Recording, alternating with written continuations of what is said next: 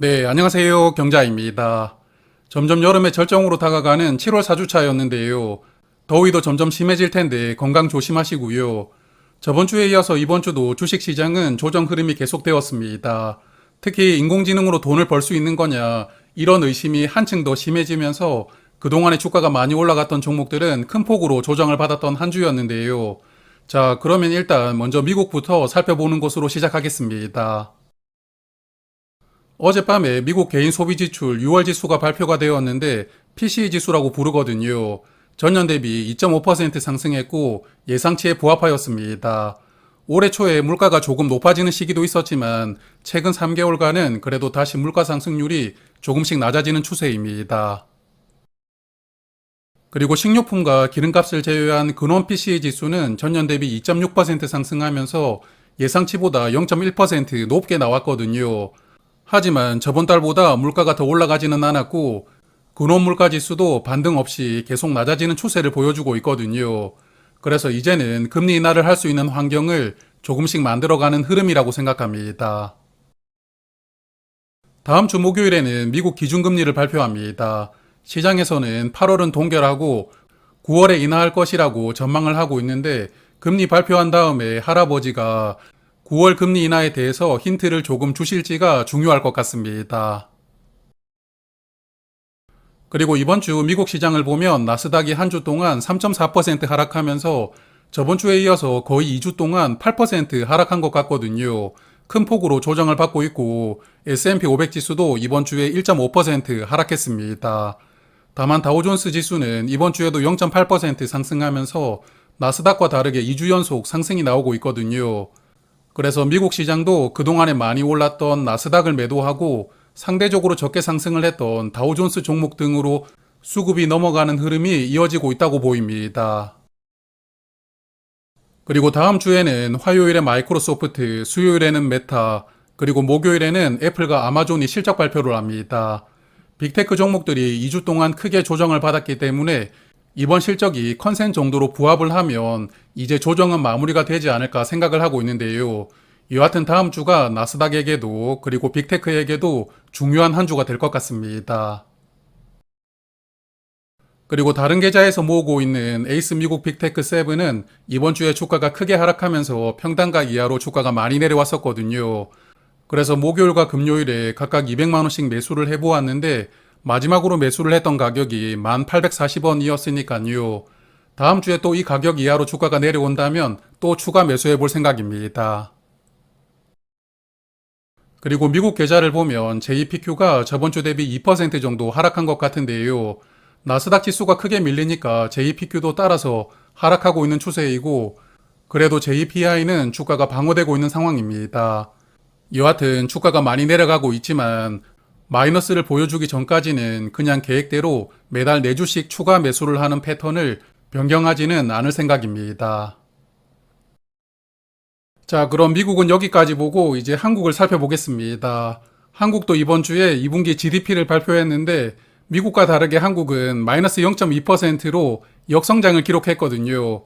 분기 기준으로 보면 1년 6개월 만에 역성장이라고 하는데 한국도 내수 경기가 상당히 침체되어 있는 상황이라고 보입니다. 그러므로 한국과 미국의 금리 차이가 2% 벌어져 있지만 미국이 금리 인하를 시작하면 한국도 따라갈 가능성이 어느 정도 있을 것이라고 생각합니다. 그리고 이번 주 코스피는 2731포인트로 마감이 되었는데요. 미국 시장의 영향을 많이 받다 보니까 이번 주 삼성전자와 SK하이닉스 주가가 크게 하락을 했고요. 그러다 보니까 저번 주에 이어서 이번 주도 큰 하락이 나왔거든요. 그래도 금요일에 반등이 나오면서 2700을 깨지 않고 지지를 해주었다는 것을 정말 다행이라고 생각하는데요. 여하튼 2주 동안 크게 하락했으니까 다음 주에는 멋지게 반등이 나오기를 바라봅니다.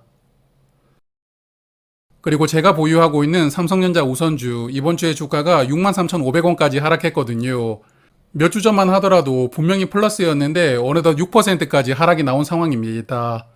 원래는 63,000원 아래에서 물을 탈까 고민도 했었지만 여하튼 미국 분위기를 조금 살펴봐야 될 것 같고요.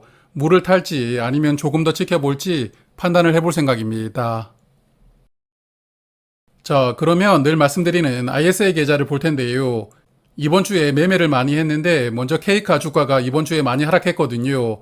12,900원 그리고 12,600원에서 각각 100주씩 매수를 했는데 마지막 매수 가격에서도 주가가 조금 더 빠져있는 상황이거든요. 이런 슬픈 이야기는 잠시 후에 조금 더 말씀을 드리도록 하고, 그리고 현대차 2분기에 좋은 실적을 보여주었음에도 불구하고 금요일에 묻지마 하락이 나오고 있더라고요. 그래서 현대차 이후비 늘 지켜보고 있었는데 금요일에 15만원대로 내려오길래 냉큼 매수를 해보았습니다. 그래서 이 종목을 매수하기 위해서 파킹 통장 개념으로 보유를 하고 있던 위클리 커버드 콜을 전량 매도를 했었고요.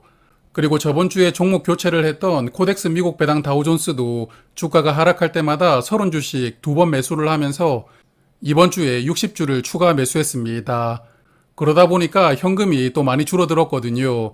그래서 현금 확보를 위해서 SK텔레콤을 30주를 추가로 매도를 해보았습니다.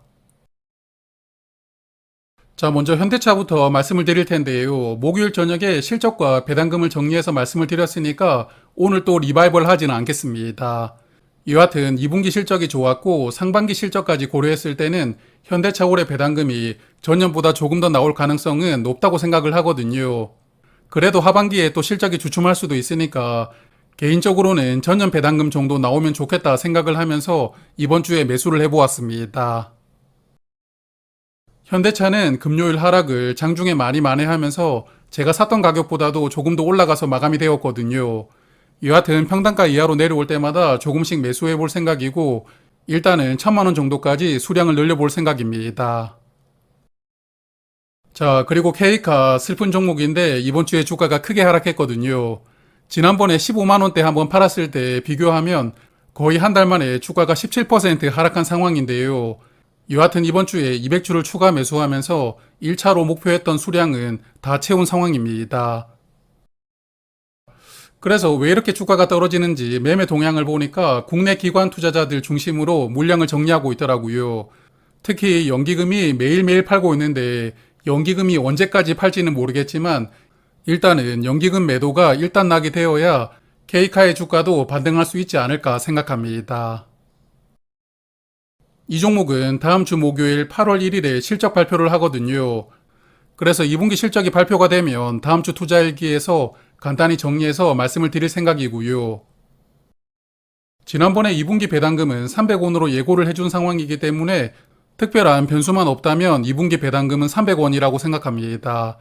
그리고 하반기에도 분기당 250원 정도 배당금을 기대를 하고 있으니까 저는 K카의 올해 총 배당금을 1,050원으로 예상을 하고 있고 현주가 기준으로 배당률은 8.5%이거든요. 분기 배당주 중에서도 배당률이 아주 높은 편에 속하는데 여하튼 2분기 실적을 먼저 체크를 해봐야겠지만 실적이 큰 문제만 없다면 12,000원이 깨질 때 그리고 11,000원이 깨질 때 각각 100주씩 더 매수를 해볼 생각이고요. 최대 1,000주까지는 보유해볼 생각입니다. 자, 그래서 이번 주 잔고를 보면 빅테크 종목들 주가가 크게 하락을 했죠. 제가 보유하고 있는 월배당 종목들도 많이 내려왔는데요. 타이거 텐텐은 저번 주에 플러스 20%였지만 이제 14%로 일주일 동안 6% 하락했고요. 그리고 앞서 말씀드렸던 에이스 미국 빅테크 세븐은 이제 2%까지 수익률이 내려오면서 거의 평단가 근처까지 주가가 내려온 상황입니다.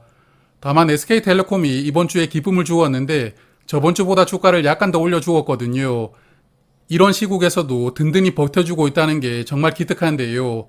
다만 최근에 계좌 리밸런싱을 하면서 수량을 조금씩 매도하고 있으니까 앞으로 최대 40주 정도 더 매도를 하고 200주 정도는 남겨서 데리고 갈 생각입니다. 그리고 코덱스 미국 배당 다우존스 이번 주에 60주를 더 매수를 했는데 다음 주에 분별하게 나올 테니까요. 주가가 평단가 아래로 내려간다면 30주 단위로 추가 매수하면서 900주까지 수량을 늘려볼 생각이고요. 그리고 DN 오토모티브 이번 주에 호재 공시가 나왔거든요. 잠시 후에 말씀을 드리도록 하고 그리고 맥쿼리 인프라 이번 주에 주가가 12,000원을 깨고 내려왔었거든요. 하지만 금요일에 바로 회복을 했는데 일단 11,900원까지 기다려보고 그 가격까지 내려오면 50주를 추가 매수할 생각입니다. 그리고 K카와 JR 글로벌리치도 현재 6% 정도 하락하고 있는데 생각하는 가격대까지 주가가 내려온다면 조금 더 매수를 해볼 생각입니다. 자, 그러면 두 종목을 더 말씀드리고 마무리를 해볼 텐데요. 먼저 SK텔레콤부터 말씀을 드리면 어제 2분기 배당금을 발표를 하더라고요. 2분기 배당금은 1분기와 동일하게 830원 지급하고 그리고 실적은 아마 8월 2주차에 발표할 것 같거든요. 실적이 발표되면 따로 영상으로 정리를 해서 말씀을 드리도록 하겠습니다. SK텔레콤은 2분기까지 830원씩 배당을 했고 3분기도 830원 배당한다고 예상하고요. 그리고 4분기 배당금을 전년처럼 더 많이 지급을 해주느냐가 관건이라고 생각하는데 일단은 전년 수준으로 1,050원 지급한다고 하면 올해 총 배당금은 3,540원이 됩니다. 그러므로 현주가 기준으로 배당률은 6.5%이거든요. 최근에 주가가 조금씩 상승하면서 배당률이 조금 내려왔지만 그래도 SK텔레콤 정도의 안정성을 보여주는 종목이라면 여전히 배당률은 매력적인 종목이라고 생각합니다. 자, 그럼 마지막으로 DN오토모티브를 말씀드리고 마무리를 해보겠습니다. 이번 주에도 호재 공시가 나왔는데 자사주를 100억 원 매입하면서 소각을 하겠다고 발표를 했거든요. 자사주는 내년 1월까지 매입을 하니까 내년 주주총회 시기에 소각을 예상합니다. 현재 주가 기준으로 100억 원을 매입하면 약 12만 주를 매수할 수가 있고 12만 주는 전체 주식의 1.2% 물량입니다.